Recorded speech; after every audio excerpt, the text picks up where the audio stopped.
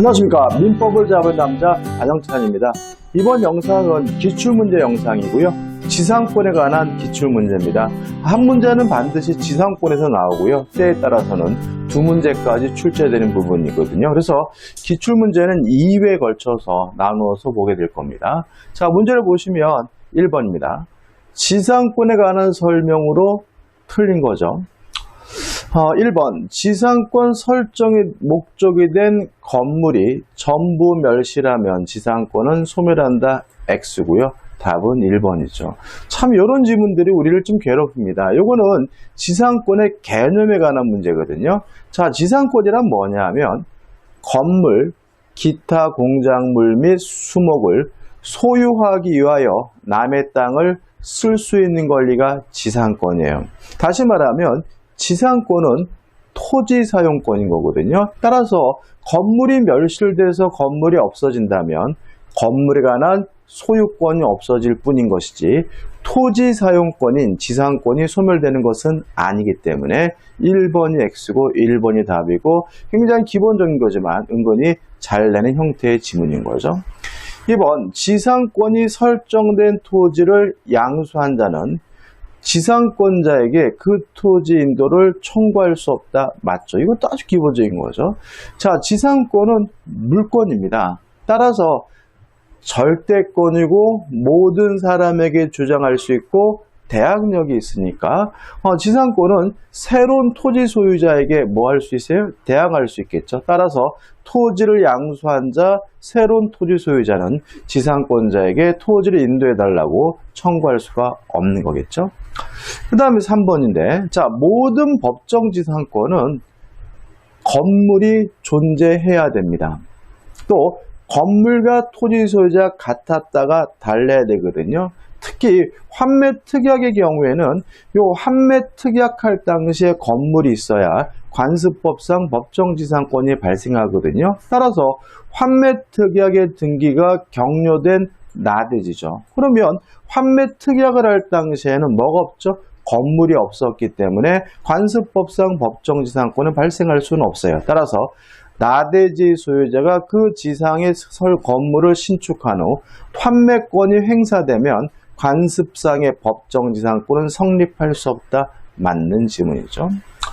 3번, 4번. 자, 지상권 원칙이 무상이거든요. 근데 법원이 지료에 대해서 결정했다면 줘야 되는 것이고 2년분 이상의 지료를 지급하지 않으면 토지 소유자는 지상권 소멸에 대한 청구라는 것이 가능하기 때문에 4번.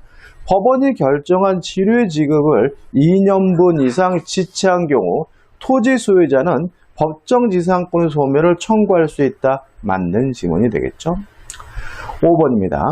자, 이런 건 우리가 뭐라 그러냐면 담보지상권이라고 해요. 이건 어떤 것이냐면 나대지 빈 땅에다가 저당권을 설정해 주면서 건물을 신축하지 못하도록 땅 주인이 건물을 못 짓도록 하기 위해서 지상권을 설정하는 경우가 있고요. 이러한 지상권은 건물을 못 짓게 하려고 하는 것이고 일종의 담보지상권이라고 해요. 따라서 채무자인 토지 소유자가 돈을 갚으면 변제하면 저당권도 소멸되고 이 지상권도 소멸해야 되거든요. 따라서 5번 저당권이 설정된 나대지의 담보가치 하락을 막기 위해 다른 말로 하면 건물을 신축하지 못하도록 하기 위해 저당권자 명의의 지상권이 설정된 경우 이 지상권을 우리가 담보지상권이라고 하죠.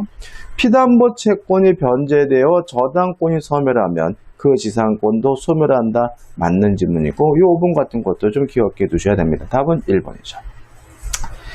2번입니다. 지상권에 관한 설명으로 틀린 거죠.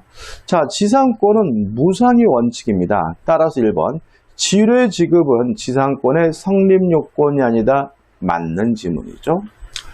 2번 토지에 건물 등을 건물이 아니라 토지에 공작물 등을 설치했을 때 수목을 심었을 때 원칙적으로 토지에 부합하거든요. 다시 말하면 토지 소유자과가 됩니다. 다만 지상권과 같은 권원이 존재하는 경우에는 그 부속물은 토지에 부합되지 않으므로 2번 지상권에 기하여 토지에 부속된 공작물은 토지에 부합하지 않는다. 맞는 지문이죠. 3번. 자, 지상권과 같은 용익물권은 자유롭게 양도할 수 있고 임대할 수도 있고 담보 설정할 수도 있고 상속도 됩니다. 특히 이 지상권의 이러한 양도 등의 자유에 관한 민법 규정은 강행 규정이기 때문에 특약으로서도 배제할 수가 없거든요. 따라서 3번 지상권자는 자유롭게 양도할 수 있다. 토지 소유자의 의사에 반하여 지상권을 타인에게 양도할 수 없다. X가 되고요. 답은 3번이 되는 거죠. 4번 구분지상권이죠. 자, 구분지상권은 뭐냐면 땅속의 특정층, 공중의 특정층에다가 설정하는 토지 사용권이고요. 구분지상권에서 항상 조심할 것은 뭐냐면 목적에서 수목이 빠진다. 다시 말하면 구분지상권은 수목을 소유하기 위하여 설정할 수는 없다. 꼭 기억해 두시고, 따라 4번 구분지상권은 건물 기타 공작물의 소유를 위해 설정할 수 있다. 맞는 지문이고, 항상 이런 지문이 나오면 수목이 들어갔는지 안 됐는지를 확인하시는 습관을 가지셔야 되겠죠. 5번 담보지상권이죠.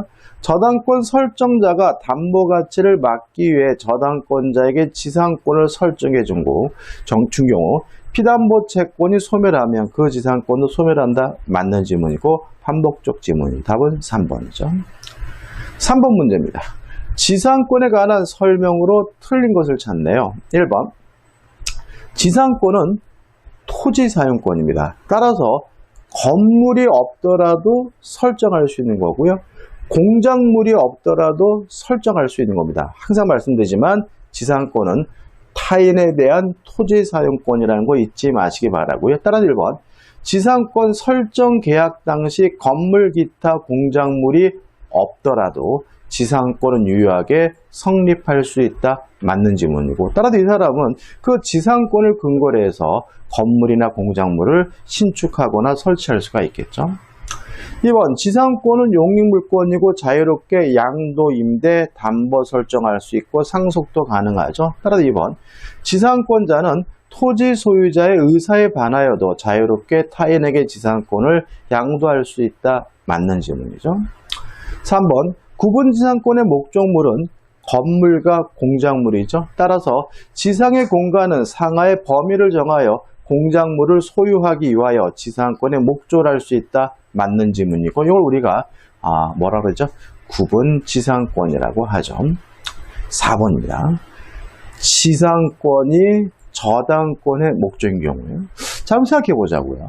이 저당권이 어디에 설정되어 있냐면 지상권에 설정되어 있거든요. 그러면 어떤 일이 발생하게 되냐면 이 지상권이 소멸하게 되면 이 저당권도 당연히 뭐하게 돼요? 소멸하게 돼요. 그래서 일종의 저당권자를 보호하기 위한 규정을 두고 있습니다.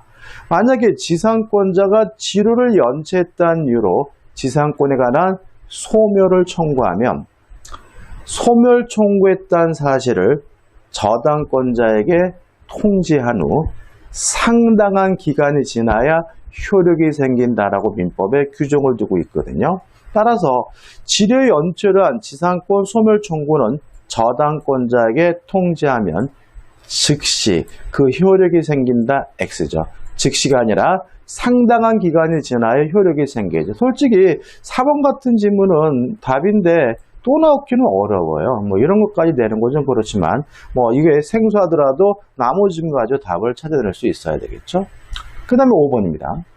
지상권 소멸이죠. 자, 지상권이 소멸하게 되면 원칙적으로 원상 회복해야 합니다. 따라서 건물이 있으면 철거하고요.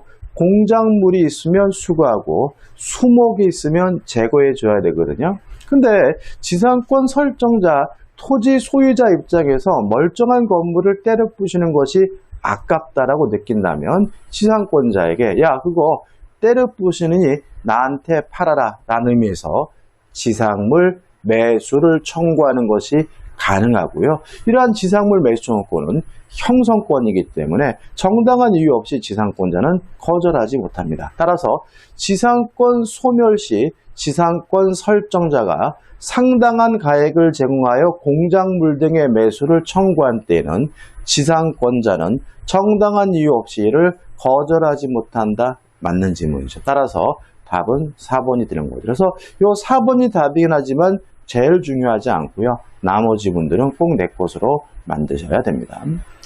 4번 문제입니다. 을은 갑의 X토지의 건물을 소유하기 위하여 지상권을 설정받았다. 그러면 땅은 갑의 것이고 건물은 누구 거죠? 을 건 거죠. 그리고 을은 자신의 건물을 소유하고 해서 토지에 뭐가 있는 겁니까? 지상권이 있는 거잖아요. 만약에 이런 문장들이 잘 눈에 안 들어온다면 저처럼 이렇게 간단하게도 그림을 그리시면 문제 풀기 편합니다. 문제가 어렵지는 않아요. 1번 을은 갑의 의사에 반하여 제3자의 지상권을 양도할 수 없다. X. 자, 옳은 걸 찾습니다. 자, 왜요? 지상권은 자유롭게 양도, 임대, 담보 설정할 수 있고 특약으로도 금지시킬 수가 없는 거죠. 이번 X토지를 양수한 자는 지상권의 존속 중에 을에게 그 토지 인도를 청구할 수 없다. 맞죠? 왜요? 지상권은 물권이고 절대권이므로 새로운 소유자에게 뭐 할 수 있어요? 대항할 수 있고 따라서 토지를 양수한 새로운 소유자는 지상권자에게 토지를 인도해달라고 뭐 할 수 없는 거죠? 청구할 수가 없는 거죠. 3번입니다. 을이 약정한 지료의 1년 6개월분을 연체한 경우 갑은 지상권 소멸을 청구할 수 있다. X죠. 1년 6개월이 아니라 몇 년분이죠? 2년분이고요. 그 다음에 4번입니다. 자, 원래 지상권이 소멸하면 건물을 철거하는 등 원상 회복해 줘야 되는 것이 원칙인데 만약에 여러 가지 소멸 사유 중에서 존속 기간의 만료로 지상권이 소멸한 경우는 좀 다르죠. 자, 존속 기간의 만료로 지상권이 소멸한 경우에는 건물이 현존하면 건물을 철거하는 것이 아니라 지상권자는 한 번 더 합시다. 갱신을 청구할 수 있고요. 그 갱신 청구에 대해서 지상권 설정자가 거부한다면 내 건물 사라 이런 의미에서 지상물 매수를 청구하는 것이 가능하기 때문에 그런 계약의 갱신을 청구할 수 없다. X가 되는 거죠. 5번 지상권은 최단 기간을 보장합니다. 지상물의 종류에 따라서 다르죠. 견고한 건물이나 수목의 소유를 목적으로 하면 최소한 30년이 보장이 되고요.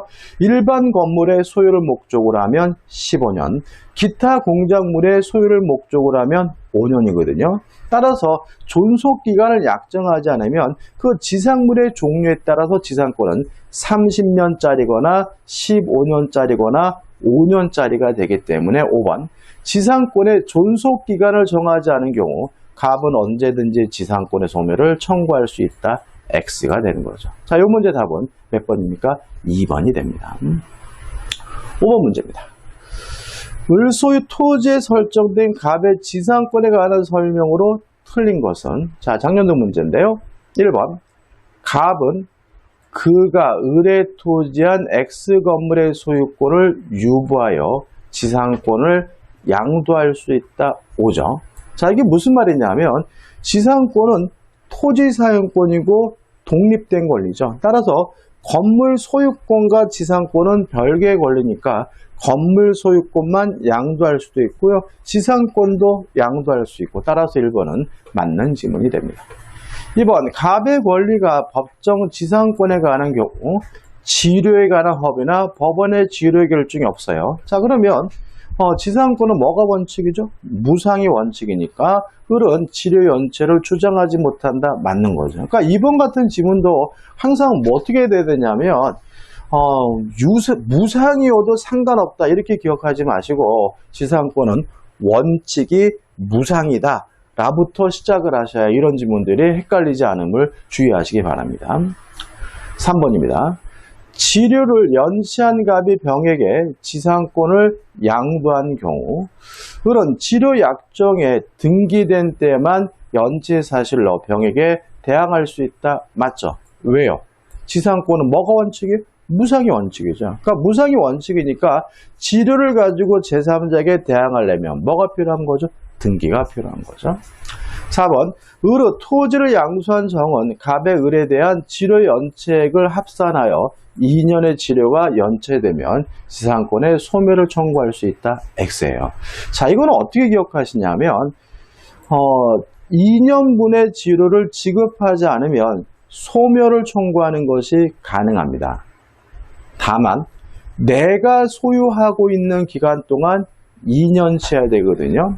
따라서 전 토지 소유자와 내가 못 받은 돈이 합산해서 2년치가 되더라도 소멸을 청구할 수는 없다. 꼭 기억해 두시고 답은 4번이 되는 거죠. 5번입니다. 갑이 무에게 지상권을 목적으로 하는 저당권을 설정한 경우 지료 원체를 원인하는 을의 지상권 소멸 청구는 무에게 통지한 후 어떻게 해요? 상당한 기간이 경감으로써 효력이 생긴다. 맞는 질문이고 앞에 문제는 나왔었죠. 답은 뭐죠? 4번입니다. 자, 여기까지인데요. 보시면 지상권에 관한 문제가 은근히 지문들이 반복되어 있음을 알 수가 있고요. 항상 뭐가 중요한 거죠? 원칙이 중요하다는 거 잊지 마시기 바랍니다. 여기까지입니다. 고맙습니다.